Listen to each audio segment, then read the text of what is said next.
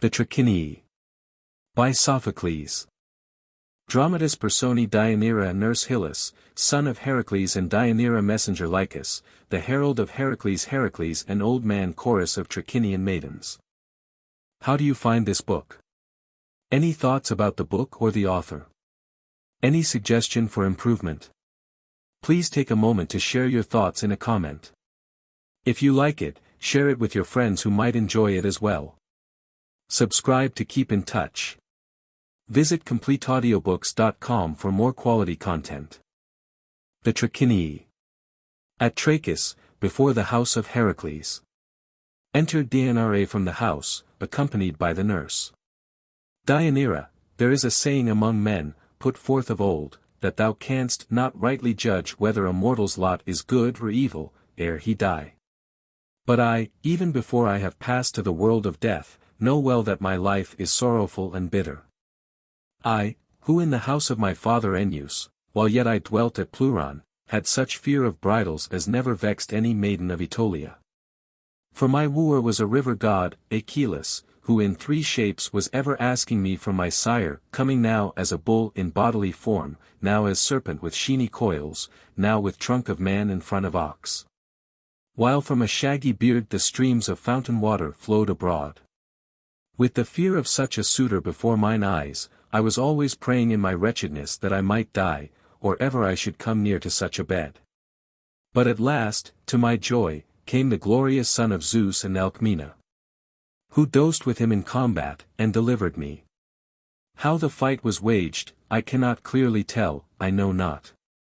If there be anyone who watched that sight without terror, such might speak. I, as I sat there, was distraught with dread, lest beauty should bring me sorrow at the last.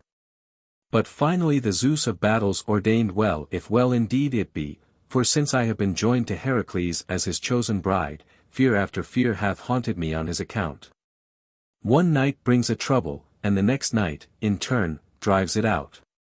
And then children were born to us, whom he has seen only as the husbandman sees his distant field, which he visits at seed-time, and once again at harvest. Such was the life that kept him journeying to and fro, in the service of a certain master.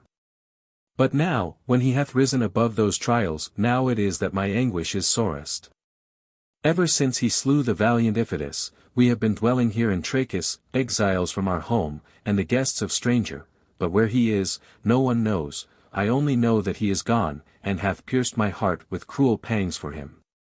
I am almost sure that some evil hath befallen him. It is no short space that hath passed, but 10 long months, and then 5 more, and still no message from him. Yes, there has been some dread mischance. Witness that tablet which he left with me ere he went forth. Oft do I pray to the gods that I may not have received it for my sorrow. Nurse, Deianira, my mistress, many a time have I marked thy bitter tears and lamentations, as thou bewailedst the going forth of Heracles. But now, if it be meet to school the freeborn with the counsels of a slave, and if I must say what behoves thee, why, when thou art so rich in sons, dost thou send no one of them to seek thy lord? Hylas, before all, who might well go on that errand, if he cared that there should be tidings of his father's welfare. Lo! There he comes, speeding towards the house with timely step. If, then, thou deemest that I speak in season, thou canst use at once my counsel, and the man. Hylas comes in from the side. Deianira, my child, my son, wise words may fall, it seems, from humble lips. This woman is a slave, but hath spoken in the spirit of the free. Hylas, how, mother? Tell me, if it may be told. Deianira, it brings thee shame, she saith, that, when thy father hath been so long a stranger, thou hast not sought to learn where he is. Hylas, nay, I know, if rumor can be trusted. Deianira, and in what region, my child, doth rumor place him? Hylas, last year, they say, through all the months, he toiled as bondman to Lydian woman. Deianira, if he bore that, then no tidings can surprise. Hylas, well, he has been delivered from that, as I hear. Deianira, where, then, is he reported to be now, alive or dead? Hylas, He is waging or planning a war, they say, upon Euboea, the realm of Eurytus.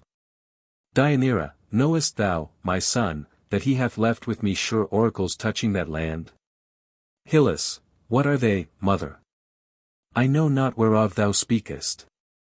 Deianira, that either he shall meet his death, or, having achieved this task, shall have rest thenceforth, for all his days to come. So, my child, when his fate is thus trembling in the scale, wilt thou not go to succor him? For we are saved, if he find safety, or we perish with him. Hylas, I will go, my mother, and, had I known the import of these prophecies, I had been there long since. But, as it was, my father's wonted fortune suffered me not to feel fear for him, or to be anxious over much. Now that I have the knowledge, I will spare no pains to learn the whole truth in this matter. Deianira, go, then, my son. Be the seeker ne'er so late, he is rewarded if he learn tidings of joy. Hylas departs as the chorus of Traquínian maidens enters. They are free-born young women of Trachis who are friends and confidants of Deianira. She remains during their opening choral song. Chorus, singing, Strophe 1. Thou whom night brings forth at the moment when she is despoiled of her starry crown, and lays to rest in thy splendor, tell me, pray thee, O sun god, tell me where abides Alcmena's son. Thou glorious lord of flashing light, say, is he threading the straits of the sea, or hath he found an abode on either continent? Speak, thou who sayest as none else can see. Antistrophe 1. For Deianira, as I hear, hath ever an aching heart. She, the battle prize of old, is now like some bird lorn of its mate, she can never lull her yearning, nor stay her tears. Haunted by a sleepless fear for her absent lord, she pines on her anxious, widowed couch, miserable in her foreboding of mischance. Strophe 2. As one may see billow after billow driven over the wide deep by the tireless south wind or the north, so the trouble of his life, stormy as the Cretan sea, now whirls back the son of Cadmus, now lifts him to honor. But some god ever saves him from the house of death, and suffers him not to fail. Antistrophe 2. Lady, I praise not this thy mood, with all reverence will I speak, yet in reproof. Thou dost not well, I say, to kill fair hope by fretting. Remember that the son of Cronus himself, the all-disposing king, hath not appointed a painless lot for mortals. Sorrow and joy come round to all, as the bear moves in his circling paths. Epode. Yea, starry night abides not with men, nor tribulation, nor wealth, in a moment it is gone from us, and another hath his turn of gladness, and of bereavement. So would I wish thee also, the queen, to keep that prospect ever in thy thoughts, for when hath Zeus been found so careless of his children? Deianira, ye have heard of my trouble, I think, and that hath brought you here. But the anguish which consumes my heart, ye are strangers to that, and never may ye learn it by suffering. Yes, the tender plant grows in those sheltered regions of its own. And the sun god's heat vexes it not, nor rain, nor any wind. But it rejoices in its sweet, untroubled being, till such time as the maiden is called a wife, and finds her portion of anxious thoughts in the night, brooding on danger to husband or to children. Such an one could understand the burden of my cares. She could judge them by her own. Well, I have had many a sorrow to weep for ere now, but I am going to speak of one more grievous than them all. When Heracles my lord was going from home on his last journey, he left in the house an ancient tablet, inscribed with tokens which he had never brought himself to explain to me before, many as were the ordeals to which he had gone forth. He had always departed as if to conquer, not to die. But now, as if he were a doomed man, he told me what portion of his substance I was to take for my dower, and how he would have his sons share their father's land amongst them. And he fixed the time, saying that, when 1 year and 3 months should have passed since he had left the country, then he was fated to die, or, if he should have survived that term, to live thenceforth an untroubled life. Such, he said, was the doom ordained by the gods to be accomplished in the toils of Heracles, as the ancient oak at Dodona had spoken of yore, by the mouth of the 2 Pleiades. And this is the precise moment when the fulfillment of that word becomes due, so that I start up from sweet slumber, my friends, stricken with terror at the thought that I must remain widowed of the noblest among men. Leader of the chorus, hush, no more ill-omened words, I see a man approaching, who wears a wreath, as if for joyous tidings. A messenger enters. Messenger, Queen Deianira, I shall be the first of messengers to free thee from fear. Know that Alcmena's son lives and triumphs, and from battle brings the firstfruits to the gods of this land. Deianira, what news is this, old man, that thou hast told me? Messenger, that thy lord, admired of all, will soon come to thy house, restored to thee in his victorious might. Deianira, what citizen or stranger hath told thee this? Messenger, in the meadow, summer haunt of oxen, Lycus the herald is proclaiming it to many, from him I heard it, and flew hither, that I might be the first to give thee these tidings, and so might reap some guerdon from thee, and win thy grace. Deianira, and why is he not here, if he brings good news? Messenger, his task, lady, is no easy one. All the Malian folk have thronged around him with questions, and he cannot move forward, each and all are bent on learning what they desire, and will not release him until they are satisfied. Thus their eagerness detains him against his will. But thou shalt presently see him face to face. Deianira, O Zeus, who rulest the meads of Ida, sacred from the scythe, at last, though late, thou hast given us joy. Uplift your voices, ye women within the house and ye beyond our gates, since now we are gladdened by the light of this message, that hath risen on us beyond my hope. Leader of one semi-chorus, singing, let the maidens raise a joyous strain for the house, with songs of triumph at the hearth, and, amidst them, let the shout of the men go up with one accord for Apollo of the bright quiver, our defender. And at the same time, ye maidens, lift up a paean, cry aloud to his sister, the Ortygian Artemis, smiter of deer, goddess of the twofold torch, and to the nymphs her neighbors. Leader of other semi-chorus, my spirit soars. I will not reject the wooing of the flute, O thou sovereign of my soul. Lo, the ivy's spell begins to work upon me. Euoe, even now it moves me to whirl in the swift dance of bacchanals. Chorus, praise, praise unto the healer. Leader of whole chorus, see, dear lady, see. Behold, these tidings are taking shape before thy gaze. Deianira, I see it, dear maidens, my watching eyes had not failed to note yon company. Enter Lycus, followed by captive maidens. Conspicuous among them is Iole. All hail to the herald, whose coming hath been so long delayed, if indeed thou bringest aught that can give joy. Lycus, we are happy in our return, and happy in thy greeting, lady, which befits the deed achieved, for when a man hath fair fortune, he needs must win good welcome. Deianira, O best of friends, tell me first what first I would know, shall I receive Heracles alive? Lycus, certainly, left him alive and well, in vigorous health, unburdened by disease. Deianira, where, tell me, at home, or on foreign soil? Lycus, there is a headland of Euboea, where to Cinean Zeus he consecrates altars, and the tribute of fruitful ground. Deianira, in payment of a vow, or at the bidding of an oracle? Lycus, for a vow, made when he was seeking to conquer and despoil the country of these women who are before thee. Deianira, and these, who are they, I pray thee, and whose daughters? They deserve pity, unless their plight deceives me.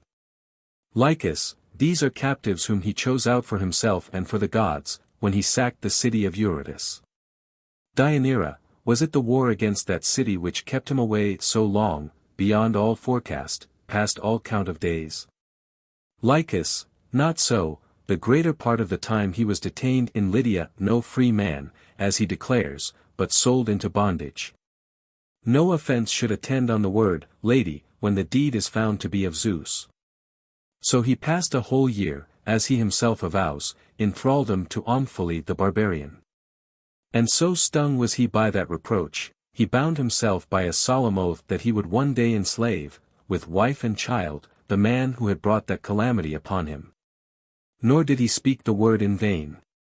But, when he bad been purged, gathered an alien host, and went against the city of Eurytus. That man, he said, alone of mortals, had a share in causing his misfortune. For when Heracles, an old friend, came to his house and hearth, Eurytus heaped on him the taunts of a bitter tongue and spiteful soul, saying, Thou hast unerring arrows in thy hands, and yet my son surpassed thee in the trial of archery. Thou art a slave, he cried, a free man's broken thrall, and at a banquet, when his guest was full of wine, he thrust him from his doors. Wroth thereat, when afterward Iphitus came to the hill of Tiryns, in search for horses that had strayed, Heracles seized a moment when the man's wandering thoughts went not with his wandering gaze, and hurled him from a tower-like summit. But in anger at that deed, Zeus our Lord, Olympian sire of all, sent him forth into bondage, and spared not, because, this once, he had taken a life by guile. Had he wreaked his vengeance openly, Zeus would surely have pardoned him the righteous triumph, for the gods, too, love not insolence. So those men, who waxed so proud with bitter speech, are themselves in the mansions of the dead, all of them, and their city is enslaved, while the women whom thou beholdest, fallen from happiness to misery, come here to thee. For such was thy Lord's command, which I, his faithful servant, perform. He himself, thou mayest be sure, so soon as he shall have offered holy sacrifice for his victory to Zeus from whom he sprang, will be with thee. After all the fair tidings that have been told, this, indeed, is the sweetest word to hear. Leader of the chorus, now, O Queen, thy joy is assured, part is with thee, and thou hast promise of the rest. Deianira, yea, have I not the fullest reason to rejoice at these tidings of my lord's happy fortune? To such fortune, such joy must needs respond. And yet a prudent mind can see room for misgiving lest he who prospers should one day suffer reverse. A strange pity hath come over me, friends, at the sight of these ill-fated exiles, homeless and fatherless in a foreign land. Once the daughters, perchance, of free-born sires, but now doomed to the life of slaves. O Zeus, who turnest the tide of battle, never may I see child of mine thus visited by thy hand. Nay, if such visitation is to be, may it not fall while Deianira lives. Such dread do I feel, beholding these. To Iole. Ah, hapless girl, say, who art thou? A maiden, or a mother? To judge by thine aspect, an innocent maiden, and of a noble race. Lycus, whose daughter is this stranger? Who is her mother, who her sire? Speak, I pity her more than all the rest, when I behold her, as she alone shows due feeling for her plight. Lycus, how should I know? Why shouldst thou ask me? Perchance the offspring of not the meanest in yonder land. Deianira, can she be of royal race? Had Eurytus a daughter? Lycus, I know not, indeed, I asked not many questions. Deianira, and thou hast not heard her name from any of her companions? Lycus, no, indeed, I went through my task in silence. Deianira, unhappy girl, let me, at least, hear it from thine own mouth. It is indeed distressing not to know thy name. Iole maintains her silence. Lycus, it will be unlike her former behavior, then, I can tell thee, if she opens her lips, for she hath not uttered one word, but hath ever been travelling with the burden of her sorrow, and weeping bitterly, poor girl, since she left her wind-swept home. Such a state is grievous for herself, but claims our forbearance. Deianira, then let her be left in peace, and pass under our roof as she wishes. Her present woes must not be crowned with fresh pains at my hands, she hath enough already. Now let us all go in, that thou mayest start speedily on thy journey, while I make all things ready in the house.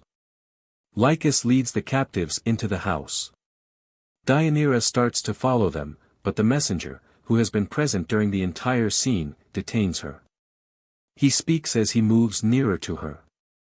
Messenger, but first tarry here a brief space, that thou mayest learn, apart from yonder folk, whom thou art taking to thy hearth, and mayest gain the needful knowledge of things which have not been told to thee. Of these I am in full possession. Deianira, what means this? Why wouldest thou stay my departure? Messenger, pause and listen. My former story was worth thy hearing, and so will this one be, methinks. Deianira, shall I call those others back? Or wilt thou speak before me and these maidens? Messenger, to thee and these I can speak freely, never mind the others. Deianira, well, they are gone, so thy story can proceed.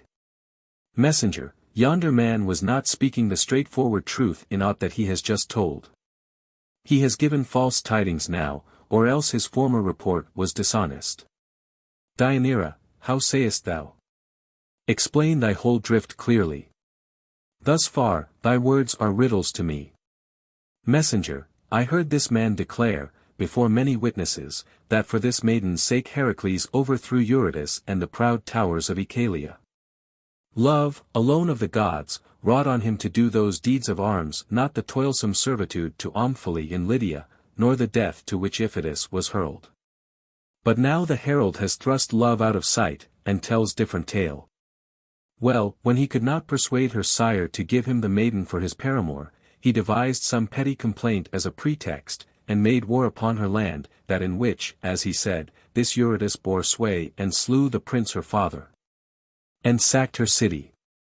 And now, as thou sayest, he comes sending her to this house not in careless fashion, lady, nor like slave, no, dream not of that, it is not likely, if his heart is kindled with desire.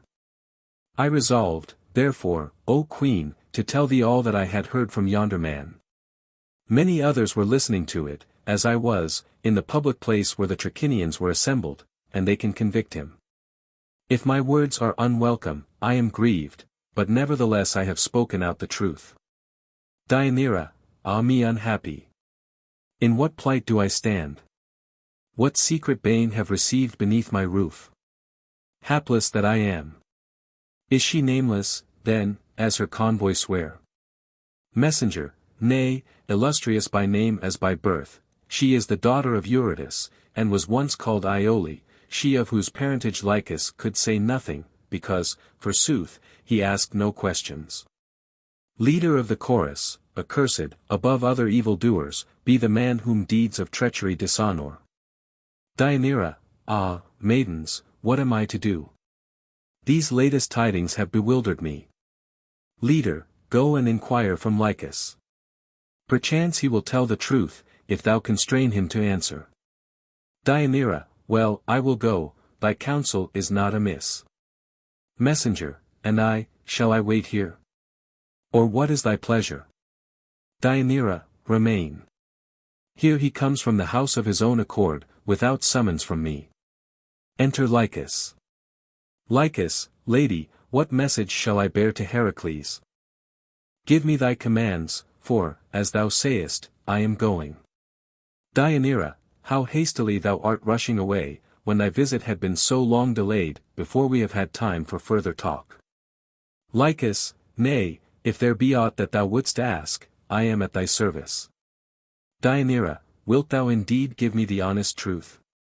Lycus, yes, be great Zeus my witness in anything that I know. Deianira, who is the woman, then, whom thou hast brought? Lycus, she is Euboean, but of what birth, I cannot say. Messenger, Sirrah, look at me, to whom art thou speaking, thinkst thou? Lycus, and thou, what dost thou mean by such a question? Messenger, deign to answer me, if thou comprehendest.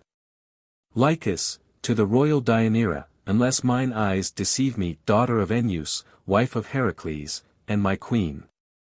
Messenger, the very word that I wish to hear from thee. Thou sayest that she is thy queen. Lycus, yes, as in duty bound. Messenger, well, then, what art thou prepared to suffer, if found guilty of failing in that duty?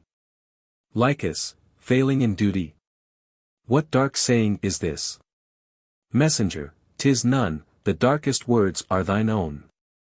Lycus, I will go, I was foolish to hear thee so long. Messenger, no, not till thou hast answered a brief question. Lycus, ask what thou wilt, thou art not taciturn. Messenger, that captive, whom thou hast brought home, thou knowest whom mean. Lycus, yes, but why dost thou ask? Messenger, Well, saidst thou not that thy prisoner, she, on whom thy gaze now turns so vacantly, was Iole, daughter of Eurytus? Lycus, said it to whom? Who and where is the man that will be thy witness to hearing this from me? Messenger, to many of our own folk thou saidst it, in the public gathering of Traquínians, a great crowd heard thus much from thee. Lycus, I said they heard, but 'tis one thing to report a fancy, and another to make the story good. Messenger, a fancy. Didst thou not say on thine oath that thou wast bringing her us a bride for Heracles? Lycus, I. Bringing a bride? In the name of the gods, dear mistress, tell me who this stranger may be. Messenger, one who heard from thine own lips that the conquest of the whole city was due to love for this girl. The Lydian woman was not its destroyer, but the passion which this maid has kindled. Lycus, lady, let this fellow withdraw, to prate with the brainsick befits not sane man. Deianira, nay, I implore thee by Zeus whose lightnings go forth over the high glens of Ida, do not cheat me of the truth. For she to whom thou wilt speak is not ungenerous, nor hath she yet to learn that the human heart is inconstant to its joys. They are not wise, then, who stand forth to buffet against love, for love rules the gods as he will, and me. And why not another woman, such as I am? So I am mad indeed, if I blame my husband, because that distemper hath seized him, or this woman, his partner in a thing which is no shame to them, and no wrong to me. Impossible. No. If he taught thee to speak falsely, 'tis not a noble lesson that thou art learning, or if thou art thine own teacher in this, thou wilt be found cruel when it is thy wish to prove kind. Nay, tell me the whole truth. To a free-born man, the name of liar cleaves as a deadly brand. If thy hope is to escape detection, that, too, is vain. There are many to whom thou hast spoken, who will tell me. And if thou art afraid, thy fear is mistaken. Not to learn the truth, that, indeed, would pain me, but to know it, what is there terrible in that? Hath not Heracles wedded others ere now, I, more than living man, and no one of them hath bad harsh word or taunt from me. Nor shall this girl, though her whole being should be absorbed in her passion. For indeed I felt a profound pity when I beheld her, because her beauty hath wrecked her life, and she, hapless one, all innocent, hath brought her fatherland to ruin and to bondage.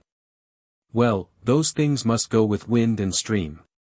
To thee I say, deceive whom thou wilt, but ever speak the truth to me. Leader, hearken to her good counsel, and hereafter thou shalt have no cause to complain of this lady. Our thanks, too, will be thine. Lycus, nay, then, dear mistress, since I see that thou thinkest as mortals should think, and canst allow for weakness, I will tell thee the whole truth, and hide it not. Yes, it is even as yon man saith. This girl inspired that overmastering love which long ago smote through the soul of Heracles. For this girl's sake the desolate Oechalia, her home, was made the prey of his spear. And he, it is just to him to say so, never denied this, never told me to conceal it. But I, lady, fearing to wound thy heart by such tidings, have sinned, if thou count this in any sort a sin. Now, however, that thou knowest the whole story, for both your sakes, for his, and not less for thine own, bear with the woman, and be content that the words which thou hast spoken regarding her should bind thee still. For he, whose strength is victorious in all else, hath been utterly vanquished by his passion for this girl. Deianira, indeed, mine own thoughts move me to act thus. Trust me, I will not add a new affliction to my burdens by waging a fruitless fight against the gods. But let us go into the house, that thou mayest receive my messages. And, since gifts should be meetly recompensed with gifts, that thou mayest take these also. It is not right that thou shouldest go back with empty hands, after coming with such a goodly train. Exit messenger, as Lycus and Deianira go into the house. Chorus, singing, strophe. Great and mighty is the victory which the Cyprian queen ever bears away. I stay not now to speak of the gods. I spare to tell how she beguiled the son of Cronus, and Hades, the lord of darkness, or Poseidon, shaker of the earth. But, when this bride was to be won, who were the valiant rivals that entered the contest for her hand? Who went forth to the ordeal of battle, to the fierce blows and the blinding dust? Antistrophe. One was a mighty river god, the dread form of a horned and four-legged bull, Achilles, from Aeneade. The other came from Thebe, dear to Bacchus, with curved bow, and spears, and brandished club. The son of Zeus, who then met in combat, fain to win a bride, and the Cyprian goddess of nuptial joy was there with them, sole umpire of their strife. Epode. Then was there clatter of fists and clang of bow, and the noise of bulls' horns therewith, then were there close-locked grapplings, and deadly blows from the forehead, and loud deep cries from both. Meanwhile, she, in her delicate beauty, sat on the side of a hill that could be seen afar, awaiting the husband that should be hers. So the battle rages, as I have told. But the fair bride who is the prize of the strife abides the end in piteous anguish. And suddenly she is parted from her mother, as when a heifer is taken from its dam. Deianira enters from the house alone, carrying in her arms a casket containing a robe. Deianira, dear friends, while our visitor is saying his farewell to the captive girls in the house, I have stolen forth to you, partly to tell you what these hands have devised, and partly to crave your sympathy with my sorrow. A maiden or, methinks, no longer a maiden, but a mistress, hath found her way into my house, as a freight comes to a mariner, a merchandise to make shipwreck of my peace. And now we twain are to share the same marriage bed, the same embrace. Such is the reward that Heracles hath sent me, he whom I called true and loyal for guarding his home through all that weary time. I have no thought of anger against him, often as he is vexed with this distemper. But then to live with her, sharing the same union, what woman could endure it?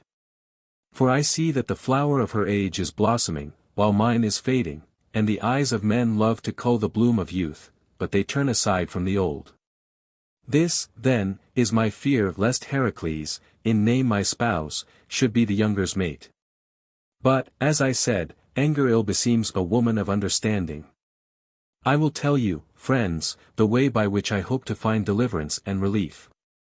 I had a gift, given to me long ago by a monster of olden time, aids stored in an urn of bronze, a gift which, while yet a girl, I took up from the shaggy-breasted Nessus from his lifeblood, as he lay dying. Nessus, who used to carry men in his arms across the deep waters of the Ivinus, using no oar to waft them, nor sail of ship. I, too, was carried on his shoulders, when, by my father's sending, first went forth with Heracles as his wife. And when I was in midstream, he touched me with wanton hands. I shrieked, the son of Zeus turned quickly round, and shot a feathered arrow, it whizzed through his breast to the lungs. And, in his mortal faintness, thus much the centaur spake.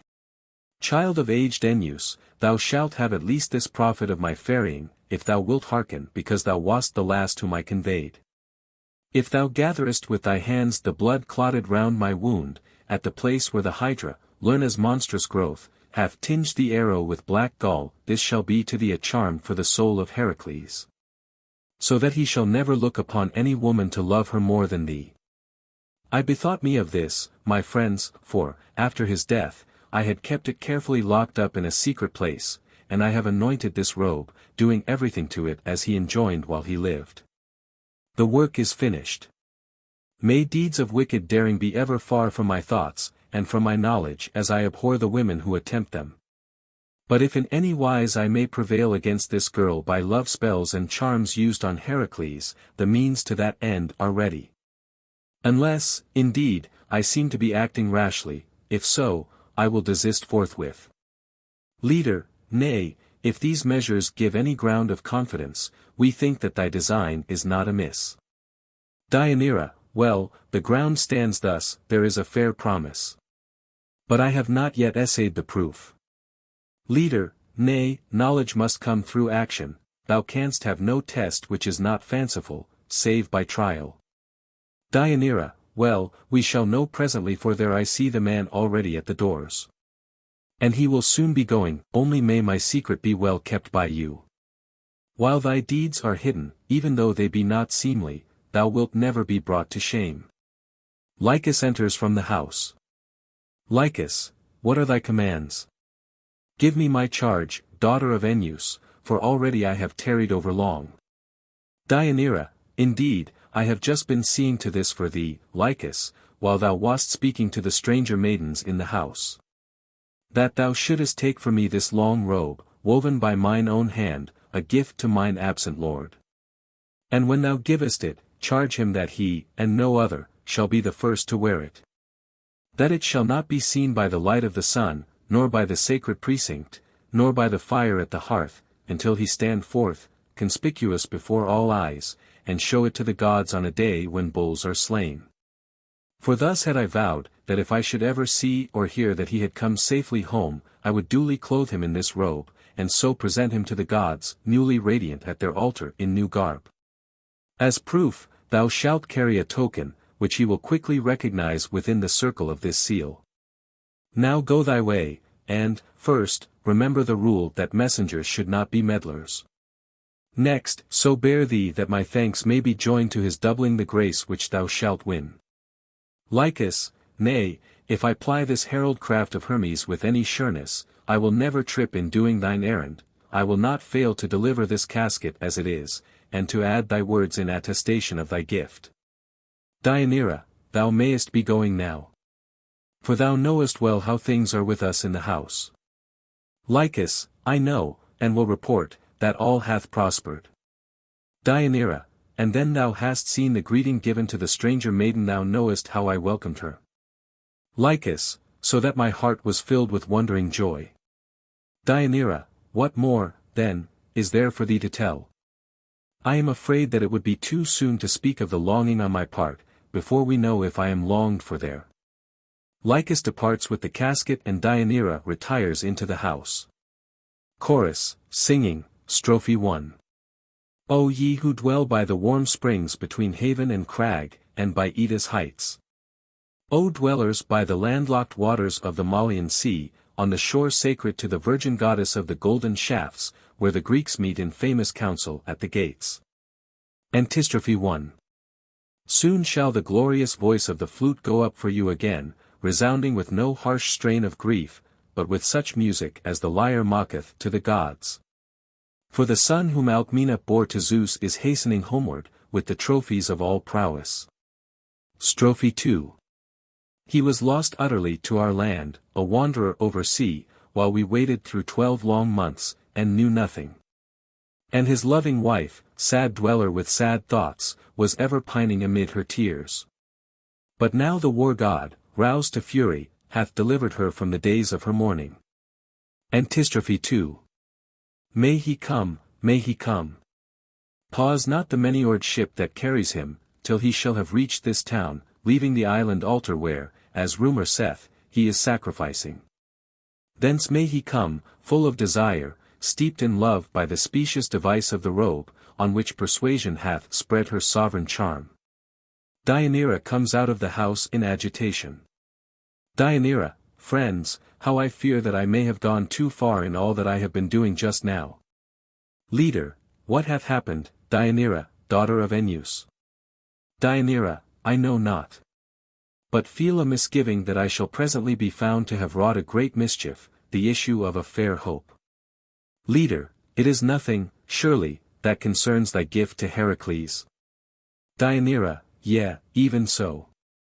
And henceforth I would say to all, act not with zeal, if ye act without light. Leader, tell us the cause of thy fear, if it may be told.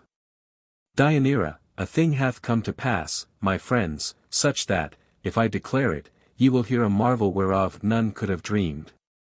That with which I was lately anointing the festal robe, a white tuft of fleecy sheep's wool, hath disappeared, not consumed by anything in the house, but self-devoured and self-destroyed, as it crumbled down from the surface of a stone. But I must tell the story more at length, that thou mayest know exactly how this thing befell. I neglected no part of the precepts which the savage centaur gave me, when the bitter barb was rankling in his side, they were in my memory, like the graven words which no hand may wash from a tablet of bronze. Now these were his orders, and I obeyed them, to keep this unguent in secret place, always remote from fire and from the sun's warm ray, until I should apply it, newly spread, where I wished. So had I done. And now, when the moment for action had come, I performed the anointing privily in the house, with a tuft of soft wool which I had plucked from a sheep of our home flock. Then I folded up my gift, and laid it, unvisited by sunlight, within its casket, as ye saw. But as I was going back into the house, I beheld a thing too wondrous for words, and passing the wit of man to understand. I happened to have thrown the shred of wool, with which I had been preparing the robe, into the full blaze of the sunshine. As it grew warm, it shriveled all away, and quickly crumbled to powder on the ground, like nothing so much as the dust shed from a saw's teeth where men work timber. In such a state it lies as it fell. And from the earth, where it was strewn, clots of foam seethed up, as when the rich juice of the blue fruit from the vine of Bacchus is poured upon the ground.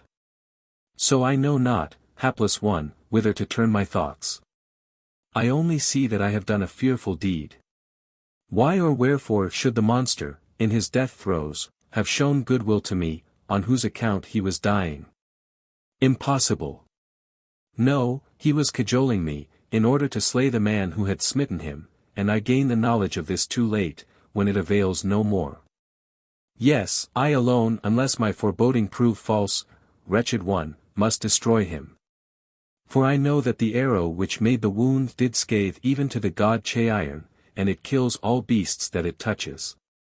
And since 'tis this same black venom in the blood that hath passed out through the wound of Nessus, must it not kill my lord also? I ween it must. Howbeit, I am resolved that, if he is to fall, at the same time I also shall be swept from life. For no woman could bear to live with an evil name, if she rejoices that her nature is not evil. Leader, mischief must needs be feared, but it is not well to doom our hope before the event. Deianira, unwise counsels leave no room even for a hope which can lend courage. Leader, yet towards those who have erred unwittingly, men's anger is softened, and so it should be towards thee. Deianira, nay, such words are not for one who has borne a part in the ill deed, but only for him who has no trouble at his own door. Leader, 'twere well to refrain from further speech, unless thou wouldst tell aught to thine own son. For he is at hand, who went erewhile to seek his sire. Enter Hylas. Hylas, O mother, would that one of three things had befallen thee. Would that thou wert dead or, if living, no mother of mine or that some new and better spirit had passed into thy bosom. Deianira, ah, my son, what cause have I given thee to abhor me? Hylas, I tell thee that thy husband, yea, my sire bath been done to death by thee this day. Deianira, oh, what word hath passed thy lips, my child? Hylas, a word that shall not fail of fulfillment, for who may undo that which bath come to pass? Deianira, what saidst thou, my son? Who is thy warranty for charging me with a deed so terrible? Hylas, I have seen my father's grievous fate with mine own eyes, I speak not from hearsay. Deianira, and where didst thou find him, where didst thou stand at his side? Hylas, if thou art to hear it, then must all be told. After sacking the famous town of Eurytus, he went his way with the trophies and firstfruits of victory. There is a sea-washed headland of Euboea, Cape Sinium, where he dedicated altars and a sacred grove to the Zeus of his fathers, and there I first beheld him, with the joy of yearning love. He was about to celebrate a great sacrifice, when his own herald, Lycus, came to him from home, bearing thy gift, the deadly robe, which he put on, according to thy precept. And then began his offering with 12 bulls, free from blemish, the firstlings of the spoil, but altogether he brought 100 victims, great or small, to the altar. At first, hapless one, he prayed with serene soul, rejoicing in his comely garb. But when the blood-fed flame began to blaze from the holy offerings and from the resinous pine, a sweat broke forth upon his flesh, and the tunic clung to his sides, at every joint, close-glued, as if by a craftsman's hand. There came a biting pain that racked his bones, and then the venom, as of some deadly, cruel viper, began to devour him. Thereupon he shouted for the unhappy Lycus in no wise to blame for thy crime, asking what treason had moved him to bring that robe, but he, all unknowing, hapless one, said that he had brought the gift from thee alone, as it had been sent. When his master heard it, as a piercing spasm clutched his lungs, he caught him by the foot, where the ankle turns in the socket, and hurled him at a surf-beaten rock in the sea. And he made the white brain to ooze from the hair, as the skull was dashed to splinters, and blood scattered therewith. But all the people lifted up a cry of awestruck grief, seeing that one was frenzied, and the other slain. And no one dared to come before the man. For the pain dragged him to earth, or made him leap into the air, with yells and shrieks, till the cliffs rang around, steep headlands of Locris and Euboean capes. But when he was spent with oft throwing himself on the ground in his anguish, and oft making loud lament, cursing his fatal marriage with the vile one, and his alliance with Ennius, saying how he had found in it the ruin of his life.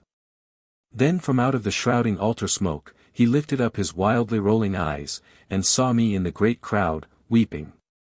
He turned his gaze on me, and called me, O son, draw near, do not fly from my trouble, even though thou must share my death. Come, bear me forth, and set me, if thou canst, in a place where no man shall see me. Or, if thy pity forbids that, at least convey me with all speed out of this land, and let me not die where I am. That command sufficed. We laid him in midship, and brought him but hardly brought him, to this shore, moaning in his torments. And ye shall presently behold him, alive, or lately dead. Such, mother, are the designs and deeds against my sire whereof thou hast been found guilty. May avenging justice and the Erinyes visit thee for them. Yes, if it be right, that is my prayer, and right it is, for I have seen thee trample on the right, by slaying the noblest man in all the world, whose like thou shalt see nevermore. Deianira moves towards the house. Leader, to Deianira, why dost thou depart in silence? Knowest thou not that such silence pleads for thine accuser? Deianira goes in the house. Hylas, let her depart. A fair wind speed her far from my sight.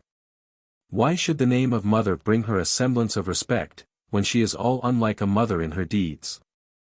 No, let her go, farewell to her, and may such joy as she gives my sire become her own. Exit. Hylas, into the house.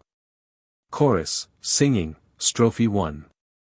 See, maidens, how suddenly the divine word of the old prophecy hath come upon us, which said that, when the 12th year should have run through its full tale of months, it should end the series of toils for the true-born son of Zeus.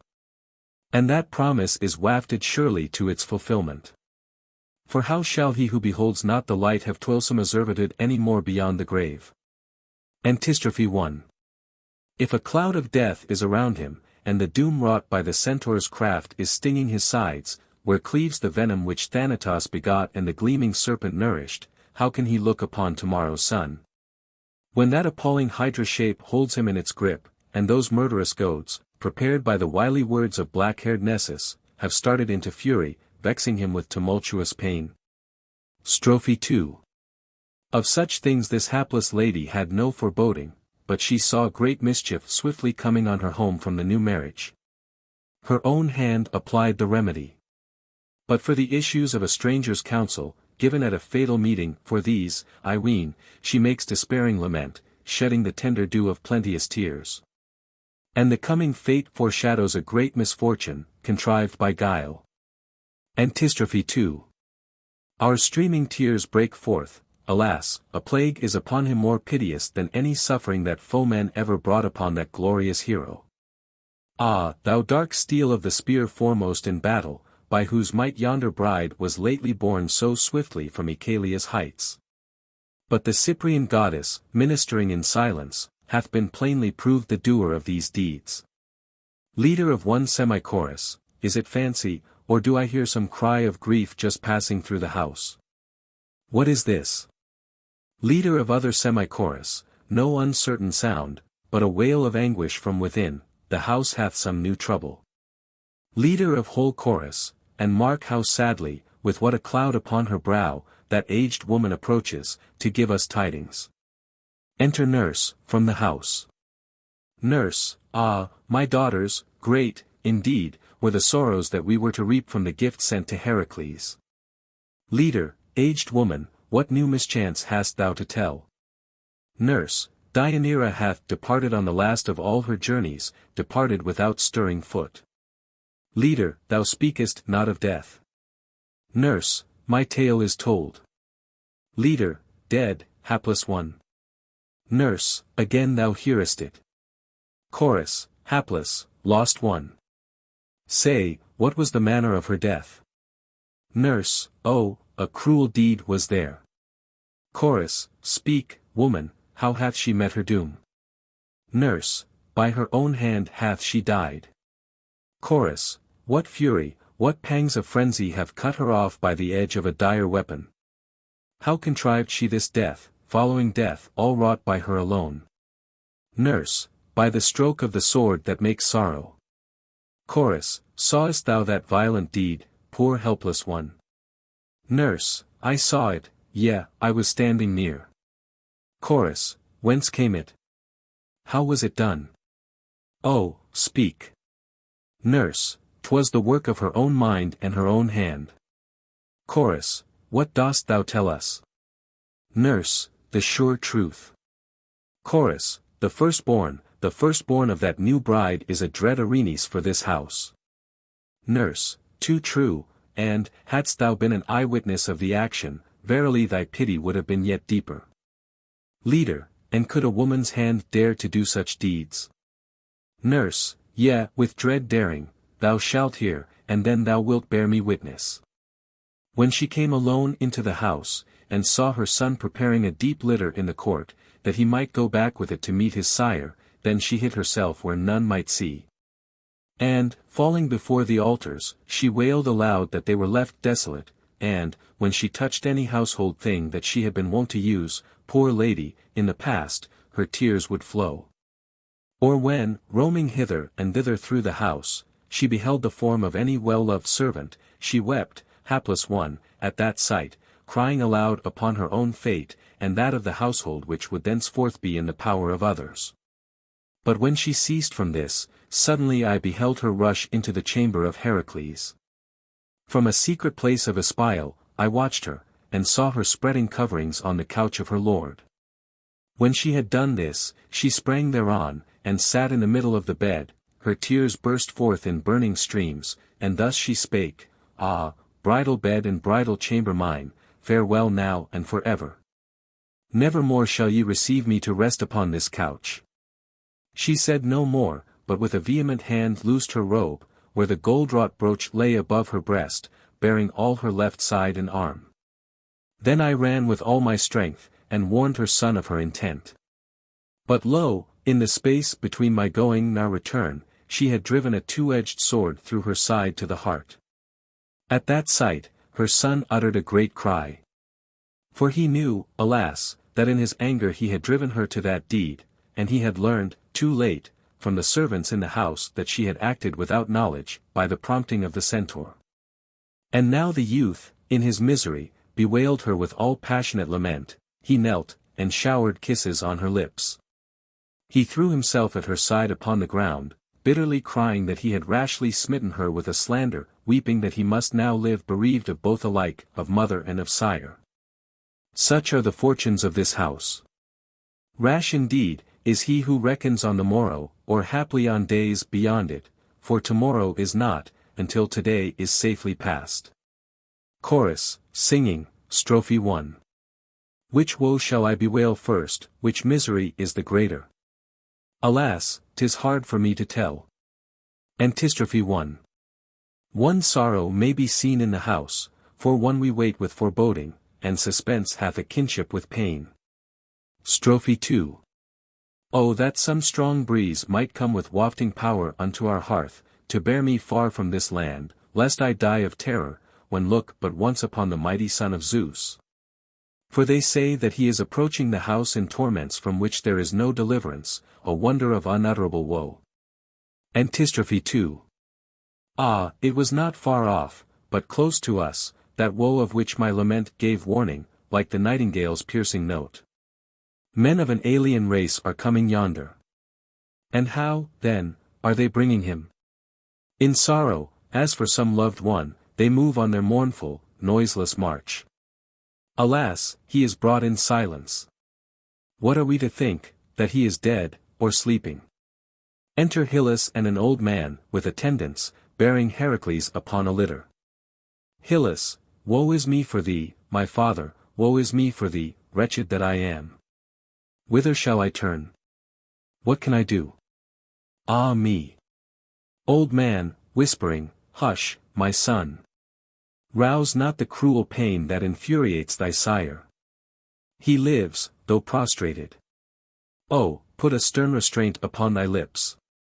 Hylas, how sayest thou, old man, is he alive? Old man, whispering, thou must not awake the slumberer. Thou must not rouse and revive the dread frenzy that visits him, my son. Hylas, nay, I am crushed with this weight of misery, there is madness in my heart. Heracles, awaking, O Zeus, to what land have I come? Who are these among whom I lie, tortured with unending agonies? Wretched, wretched that I am. Oh, that dire pest is gnawing me once more. Old man, to Hylas, knew I not how much better it was that thou shouldest keep silence, instead of scaring slumber from his brain and eyes?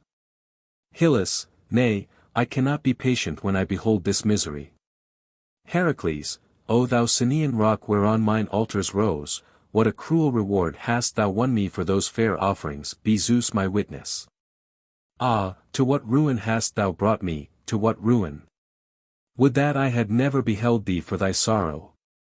Then had I never come face to face with this fiery madness, which no spell can soothe. Where is the charmer, where is the cunning healer, save Zeus alone, that shall lull this plague to rest? I should marvel, if he ever came within my ken. Strophe 1. Ah! Leave me, hapless one, to my rest, leave me to my last rest. Strophe 2. Where art thou touching me? Whither wouldst thou turn me? Thou wilt kill me, thou wilt kill me. If there be any pang that slumbers, thou hast aroused it. It hath seized me, oh, the pest comes again, whence are ye, most ungrateful of all the Greeks? I wore out my troublous days in ridding Greece of pests, on the deep and in all forests. And now, when I am stricken, will no man succor me with merciful fire of sword? Antistrophe 1. Oh, will no one come and sever the head, at one fierce stroke, from this wretched body? Woe, woe is me! Old man, son of Heracles, this task exceeds my strength, help thou, for strength is at thy command, too largely to need my aid in his relief. Hylas, my hands are helping. But no resource, in myself or from another, avails me to make his life forget its anguish, such is the doom appointed by Zeus. Heracles, Strophe 3. O my son, where art thou? Raise me, take hold of me, thus. Alas, my destiny. Antistrophe 2. Again the cruel pest leaps forth to rend me, the fierce plague with which none may cope. O Pallas, Pallas, it tortures me again. Alas, my son, pity thy sire, draw a blameless sword, and smite beneath my collarbone, and heal this pain wherewith thy godless mother hath made me wild. So may I see her fall, thus, even thus, as she hath destroyed me. Antistrophe 3. Sweet Hades, brother of Zeus, give me rest, end my woe by a swiftly sped doom. Leader of the chorus, I shudder, friends, to hear these sorrows of our Lord, what a man is here, and what torments afflict him. Heracles, ah, fierce full oft, and grievous not in name alone, have been the labors of these hands, the burdens borne upon these shoulders. But no toil ever laid on me by the wife of Zeus or by the hateful Eurystheus was like unto this thing which the daughter of Enyeus, fair and false, hath fastened upon my back, this woven net of the Furies, in which I perish. Glued to my sides, it hath eaten my flesh to the inmost parts, it is ever with me, sucking the channels of my breath, already it hath drained my fresh lifeblood, and my whole body is wasted, a captive to these unutterable bonds. Not the warrior on the battlefield, not the giant's earth-born host, nor the might of savage beasts, hath ever done unto me thus, not Hellas, nor the land of the alien, nor any land to which I have come as a deliverer, no, a woman, a weak woman. Born not to the strength of man, all alone hath vanquished me, without stroke of sword. Son, show thyself my son indeed, and do not honor a mother's name above a sire's, bring forth the woman that bare thee. And give her with thine own hands into my hand, that I may know of a truth which sight grieves thee most, my tortured frame, or hers, when she suffers her righteous doom. Go, my son, shrink not, and show thy pity for me, whom many might deem pitiful, for me, moaning and weeping like a girl, and the man lives and not who can say that he ever saw me do thus before. No, without complaining I still went whither mine evil fortune led. But now, alas, the strong man hath been found a woman. Approach, stand near thy sire, and see what a fate it is that hath brought me to this pass, for I will lift the veil. Behold! Look, all of you, on this miserable body, see how wretched, how piteous is my plight. Ah, woe is me! The burning throe of torment is there anew, it darts through my sides, I must wrestle once more with that cruel, devouring plague. O thou Lord of the dark realm, receive me. Smite me, O fire of Zeus. Hurl down thy thunderbolt, O King, send it, O Father, upon my head. For again the pest is consuming me, it hath blazed forth, it hath started into fury. O hands, my hands, O shoulders and breast and trusty arms, ye, now in this plight, are the same whose force of old subdued the dweller in Nemea, the scourge of herdsmen, the lion, a creature that no man might approach or confront. Ye tamed the Lernaean Hydra, and that monstrous host of double form, man joined to steed, a race with whom none may commune, violent, lawless, of surpassing might. Ye tamed the Erymanthian beast, and the three-headed whelp of Hades underground, a resistless terror, offspring of the dread Echidna, ye tamed the dragon that guarded the golden fruit in the utmost places of the earth. These toils and countless others have I proved, nor hath any man vaunted a triumph over my prowess. But now, with joints unhinged and with flesh torn to shreds, I have become the miserable prey of an unseen destroyer, I, who am called the son of noblest mother, I, whose reputed sire is Zeus, lord of the starry sky. But ye may be sure of one thing, though I am as naught, though I cannot move a step, yet she who hath done this deed shall feel my heavy hand even now, let her but come, and she shall learn to proclaim this message unto all, that in my death, as in my life, I chastise the wicked. Leader, ah, hapless Greece, what mourning do I foresee for her, if she must lose this man.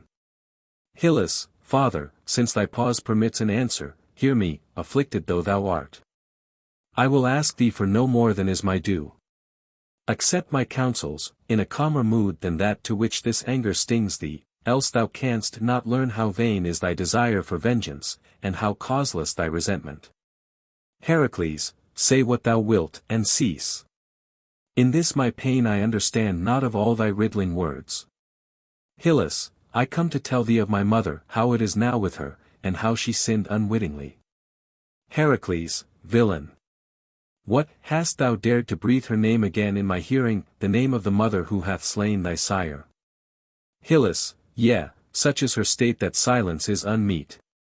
Heracles, unmeet, truly, in view of her past crimes. Hylas, and also of her deeds this day as thou wilt own. Heracles, speak, but give heed that thou be not found a traitor.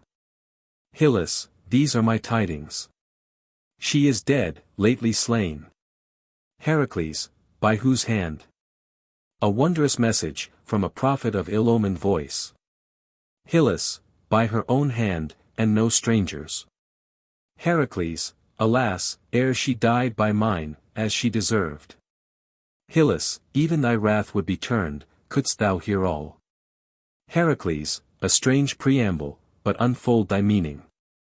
Hylas, the sum is this, she erred, with a good intent. Heracles, is it a good deed, thou wretch, to have slain thy sire? Hylas, nay, she thought to use a love charm for thy heart, when she saw the new bride in the house, but missed her aim. Heracles, and what Traquínian deals in spells so potent? Hylas, Nessus the centaur persuaded her of old to inflame thy desire with such a charm. Heracles, alas, alas, miserable that I am.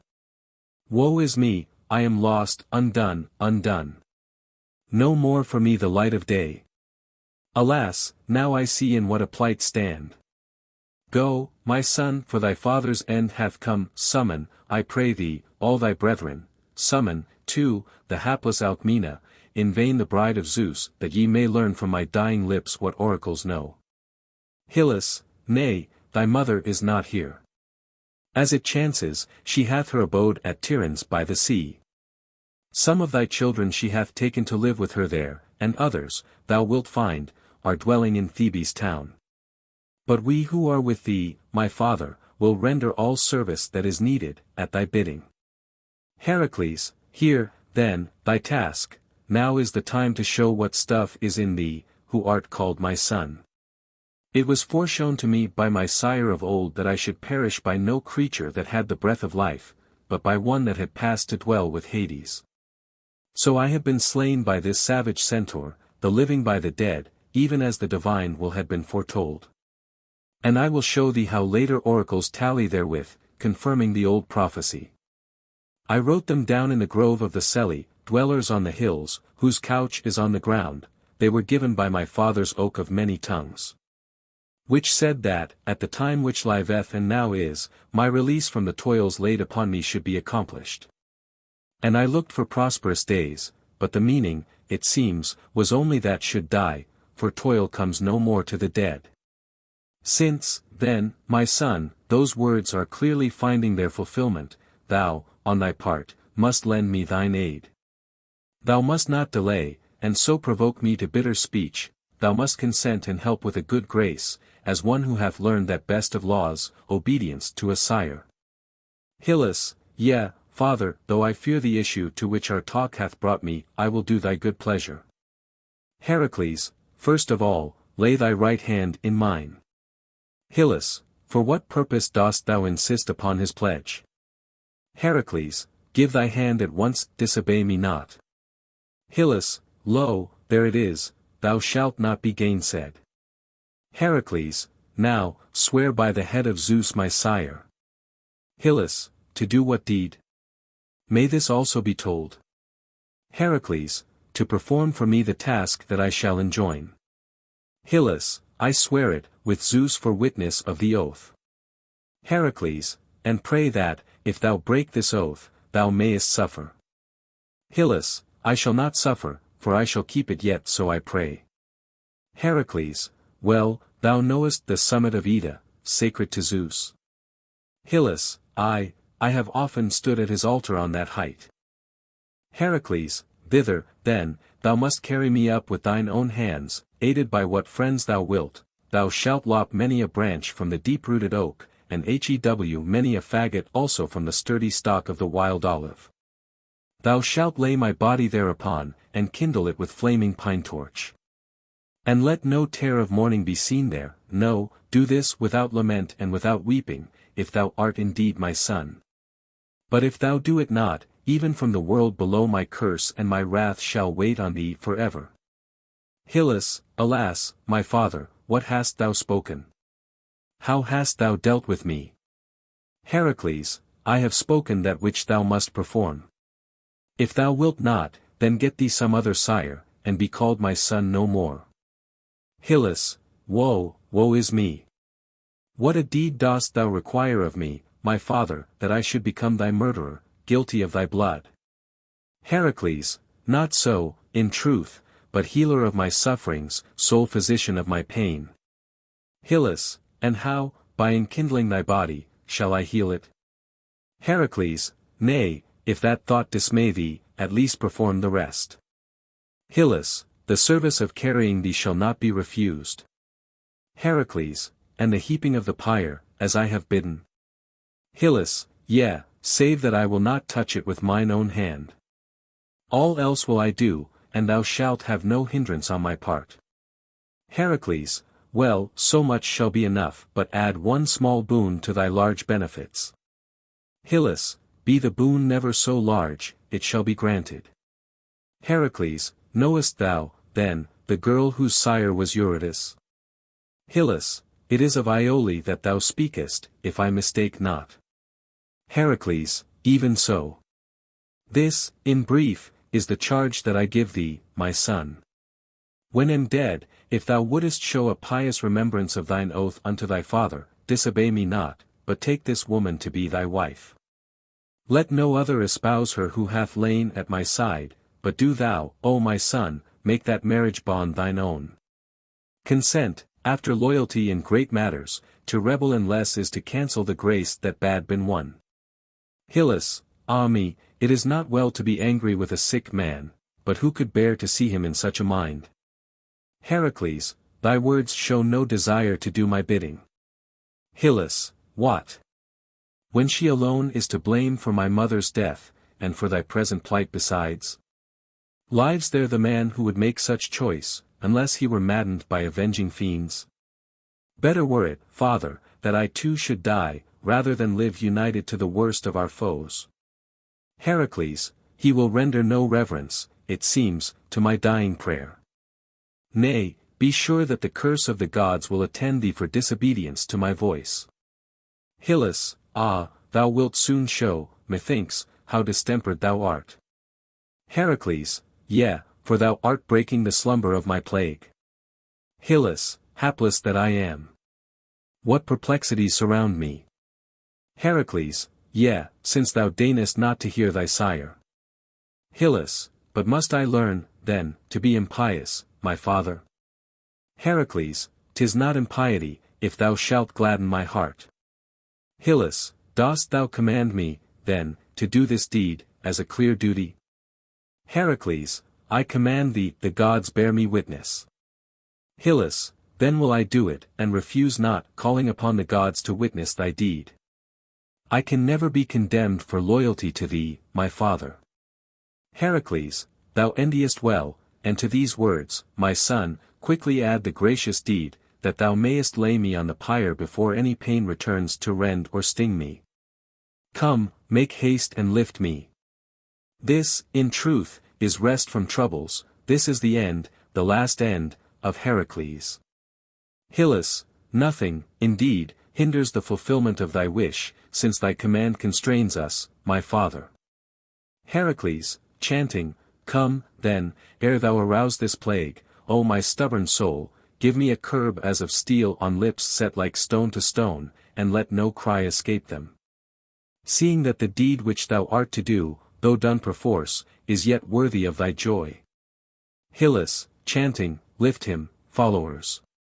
And grant me full forgiveness for this, but mark the great cruelty of the gods in the deeds that are being done. They beget children, they are hailed as fathers, and yet they can look upon such sufferings. The attendants raise Heracles on the litter and move slowly off, as Hylas chants to the chorus in the closing lines. No man foresees the future. But the present is fraught with mourning for us, and with shame for the powers above, and verily with anguish beyond compare for him who endures this doom. Maidens, come ye also, nor linger at the house. Ye who have lately seen a dread death, with sorrows manifold and strange, and in all this there is naught but Zeus. The end.